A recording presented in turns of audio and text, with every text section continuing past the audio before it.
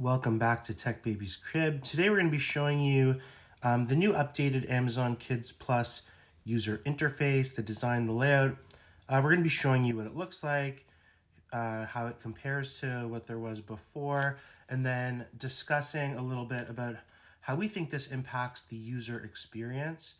There were some issues with the old interface, and I think Amazon might just be making some progress on some of these, and we'd love to hear what you think about that too. So let's take a quick look. Here's the new interface.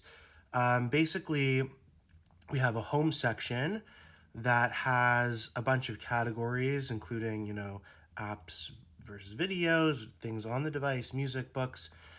They had categories like that before. And then there's a page of apps, which we'll get to in a sec. If you swipe up, it's got the recents. Then there's a For You, which is kind of like the old interface. It's basically a place where you can see all the apps and select ones that you want to try out or download or add to your favorites. So here's all the apps, books, all that kind of stuff. And it's a bit, this is what was a bit overwhelming before. This was how the interface was set up. And kind of every time you went to it, you were just overwhelmed with so many apps. Now what they've done is they've taken all the apps that you have on the device that you've downloaded or added to your favorites or whatnot, and they have them all here on this page. So it's still kind of overwhelming on ours because we have so many apps. But, we did a video to try to show ways to minimize the complexity, overwhelmingness of this app interface. And what they've done here that's made it easier is you have all your apps on this one page, and you can easily remove from the device, and now it's off the page. And so if you want to only have a few apps on here, you basically remove the other apps from the device. This is kind of, a nice way to simplify. So here's the apps that we have. Some new features that we have in here is a store. Didn't remember seeing that before.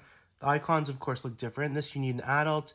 And then it gives you a bunch of different settings around control of what apps are on here. You can select and deselect what shows up, the age range, whether or not kids can open the store and make purchases on their own, for free purchases / request a purchase from the adult profile. So they'd request something and you could verify it on your account, on an adult account. So there's the other normal categories, educational. So if we click in here, let's say we're going to see all of apps that fall under the different educational categories. If there's something we're interested in, number blocks, I like that. I will download that.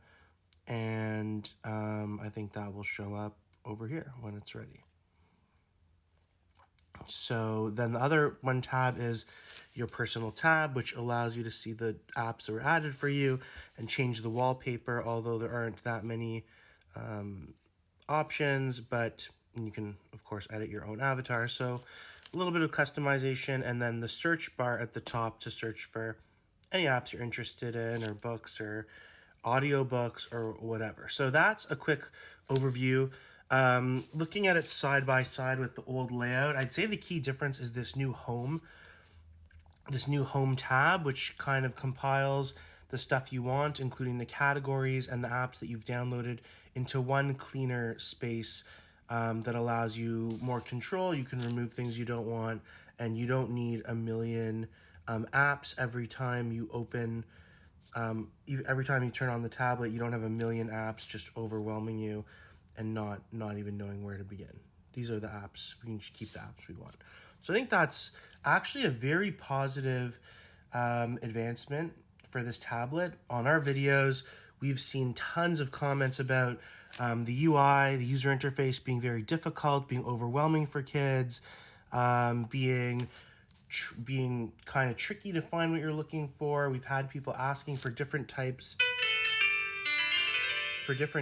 of strategies to manage it, and I think this is a big step forward. I also think there are still a ways to go. There's things that they can do to make this more intuitive, more user-friendly, and just easier to find what you're looking for. I've also found that things are a little bit buggy still. Maybe it's because it's a relatively new update. We're in March 2023 right now. I'm not sure when this was pushed, but it was somewhat recently. I'm finding the Audible, I have not been able to get a book to load yet.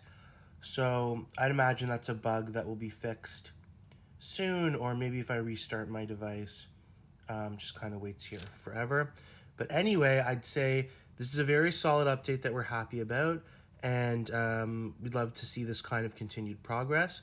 But we'd really love to hear from you, what you think about this, what questions you might have, or other comments or thoughts. Do you like this update? Do you not like this update? Do you have any questions about this update that we could discuss or try to resolve, or try to find workarounds for? And if you'd like to learn more about this tablet, we have plenty of videos overviewing how to use it, some of the different features, the different games. So you could check out our playlist, and feel free to drop us any questions if you need help with anything or have anything you're wondering about, and we'll try to help you as best we can.